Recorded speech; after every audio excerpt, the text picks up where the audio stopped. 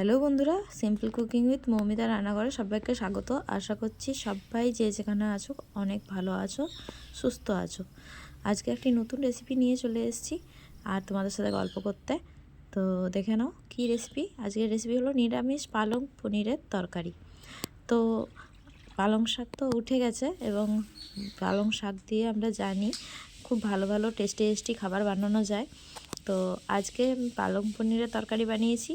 এটা আমিষও বানানো যায়, আবার নিরামিষও হয়। তো আমি নিরামিষটাই দেখিয়েছি। এখানে প্রথমে জলের মধ্যে নুন দিয়ে দিলাম আর ভিনিগার দিয়ে দিচ্ছি। ভিনিগারটা আপনারা স্কিপও করতে পারেন, আবার দিতেও পারেন। এরপর পালং শাকটা দিয়ে দিলাম।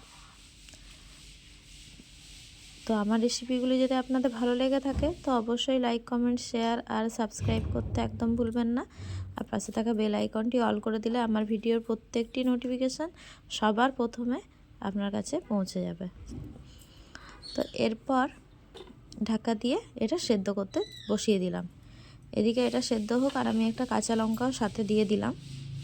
এটা সেদ্ধ হোক তখনকে আমি পনিরটা কেটে নিচ্ছি। পনিরটা দেখুন আমি কেটে নিয়েছি, দেখিয়ে দিলাম পনিরটা কাটা হয়ে গেছে। এরপর মশলাটা বানিয়ে নেব। একটা মশলা বানাবো আমি। পালং শাকের মধ্যে অনেক রকমের ভিটামিন মিনারেলস আছে, আমরা সবাই জানি। পালং শাক খাওয়া ছোট থেকে বড় সবারই খুব ভালো, বাচ্চাদের ক্ষেত্রে তো খুবই ভালো। একদম ছোট বাচ্চাদের ক্ষেত্রে পালং শাক খিচুড়ির মধ্যে দিয়ে বাচ্চাদেরকে যদি খাওয়ানো হয় তো সেটা স্বাস্থ্যের পক্ষে তাদের খুব ভালো। এরপর দেখুন আমি একটা দইয়ের মধ্যে নুন, হলুদ, জিরে গুঁড়ো, চিনি সব দিয়ে একটা পেস্ট বানিয়ে মিশিয়ে নিচ্ছি। এটা আমি তরকারির মধ্যে ব্যবহার করব, তাই একটা পেস্ট বানিয়ে নিলাম। এরপর আমার দেখুন পালং শাকটা আমার সেদ্ধ হয়ে গেছে। আমার আসলে পালং শাকটা একটু বেশিক্ষণ সময় রাখা হয়ে গেছিলো। এতক্ষণ সময় কিন্তু পালং শাকটাকে রাখার দরকার নেই, কিন্তু আমি একটু বাইরে চলে গিয়েছিলাম তাই আমার একটু দেরি হয়ে গেছে। 2 মিনিটের মতো জলের মধ্যে রেখে দিলেই হয়ে যায়। এরপর পালং শাকটাকে আমি পেস্ট বানিয়ে নেব। তার জন্য ধনেপাতা নিয়ে নিলাম, পালং শাকটা নিয়ে নিলাম আর একটু কাজু নিয়ে নিলাম। এরপর একটা পেস্ট বানিয়ে নেব। আর পালং শাকের মধ্যে আমি একটা কাঁচা লঙ্কা দিয়ে দিয়েছিলাম, সেটাও আছে। এরপর এদিকে পেস্টটা বানাচ্ছি আর এদিকে কড়াইয়ে তেল দিয়ে পনিরগুলোকে ভেজে নিচ্ছি। এই পালং পনিরের তরকারি আপনাদের কাদের ভালো লাগে আর কারা কারা খেয়েছেন আমাকে অবশ্যই কমেন্টে জানাবেন। আর আপনাদের যদি ভালো লেগে থাকে তো অবশ্যই আমাকে বলবেন যে আপনারা নিরামিষ পালং পনিরের তরকারি ভালোবাসেন না আমিষ পালং পনিরের তরকারি ভালোবাসেন। এরপর পনিরগুলো আমি ভেজে নিচ্ছি ভালোভাবে। এই পালং শাকের সঙ্গে পনিরটা খুব ভালো যায়। নিরামিষ দিনে এই রেসিপিটা একবার হলেও বানিয়ে দেখবেন। আমি আশা করছি আপনারা নিরাশ হবেন না, খুবই ভালো লাগবে আপনাদের এটা খেতে।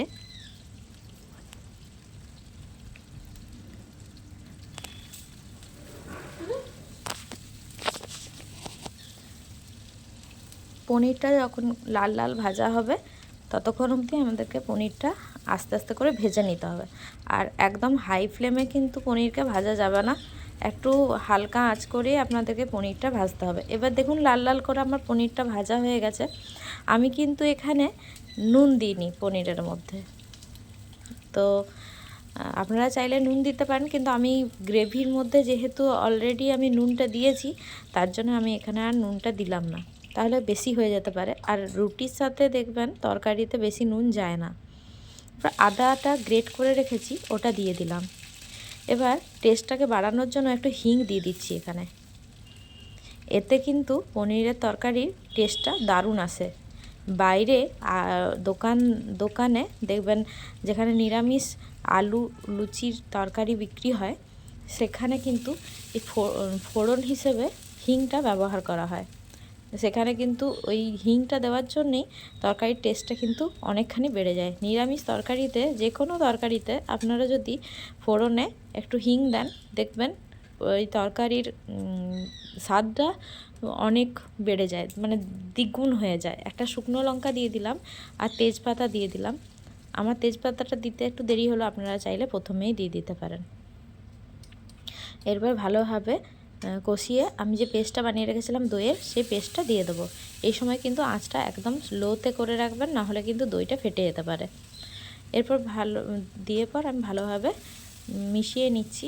আর এর মধ্যে সামান্য পরিমাণ এই সময় কিন্তু একটু জলও দিতে পারেন। আর দেখুন দইয়ের থেকে কিন্তু অলরেডি জল বেরোচ্ছে, ওই জন্য আমি এখন কিন্তু জলটা দিইনি। এরপর যে পেস্টটা আমি করে রেখেছি সেই পেস্টটা দিয়ে দেবো।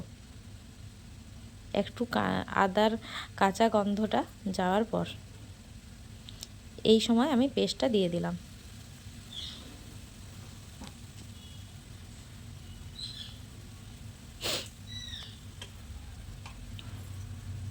ভালোভাবে মিশিয়ে নেব।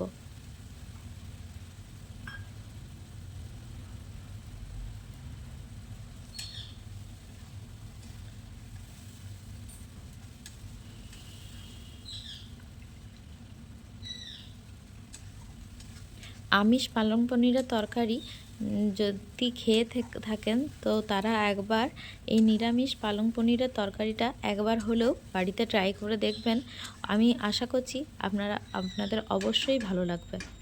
এরপর আমি সামান্য পরিমাণে একটু জল মিশিয়ে দেবো। ওই যে মিক্সির বাটি ধোয়া জলটা, সেটা দিয়ে দিলাম এখানে। এরপর দিয়ে দেবো, ভালোভাবে মিশিয়ে নিচ্ছি।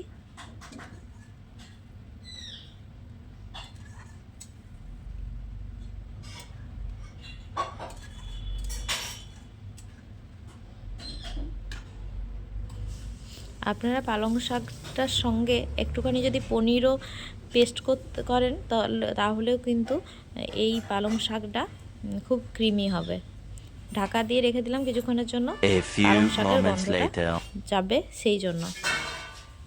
পালং শাকের গন্ধটা মোটামুটি যখন মনে হবে যে চলে গেছে, তখন এর মধ্যে দিতে হবে কেটে রাখা, আগের থেকে ভেজে রাখা পনিরের টুকরোগুলো।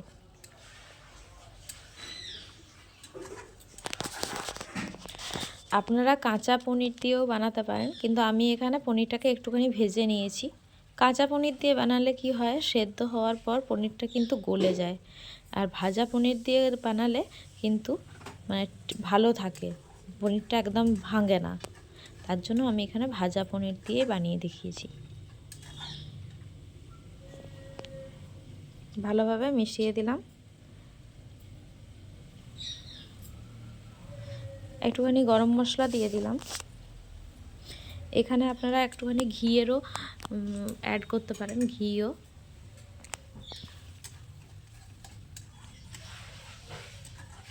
আমার যেহেতু আগের থেকে চিনিটা দেওয়া আছে, তাই আর চিনি আমি দিইনি। একটু টেস্ট করে দেখে নিন এই সময় যে নুনটা ঠিক আছে কিনা। এরপর একটা পাতিলেবুর রস হাফ আমি ভালোভাবে রসটাকে চিপে দিয়ে দিলাম।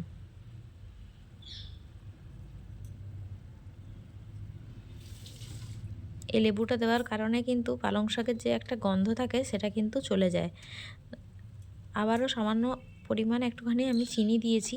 আমার মনে হলো চিনিটা একটু দরকার, কারণ লুচি, রুটি, পরোটার সাথে কিন্তু একটু মিষ্টি মিষ্টি তরকারি ভালো লাগে। আমি একটু গোলমরিচ গুঁড়ো এখানে দিলাম ঝালের জন্য, কারণ দেখুন আমি কিন্তু এখানে কোনো প্রকার আর এক্সট্রা লঙ্কা দিইনি, ওই একটা লঙ্কাই আমি দিয়েছিলাম। তো এখানে একটু গোলমরিচ গুঁড়ো ওই জন্য আমি দিলাম ঝালের জন্য। বাড়িতে বাচ্চা থাকলে একটু গোলমরিচ গুঁড়ো দিতে পারেন, তাহলে কিন্তু সর্দি কাশি যায় গোলমরিচ গুঁড়ো রান্নার মধ্যে ব্যবহার করলে। তো হয়ে গেল আজকে আমার পনিরের তরকারি নিরামিষ। ডেকোরেশন করেছি উপর থেকে ছড়ানো একটু পনির দিয়ে। কেমন লাগলো অবশ্যই জানাবেন। ভালো লাগলে লাইক, কমেন্ট, শেয়ার, সাবস্ক্রাইব করতে একদম ভুলবেন না। গল্প করতে করতে রান্নাটা পুরো শেষ। আজকে এখানেই রাখলাম। টাটা, ভালো থাকবেন, সুস্থ থাকবেন।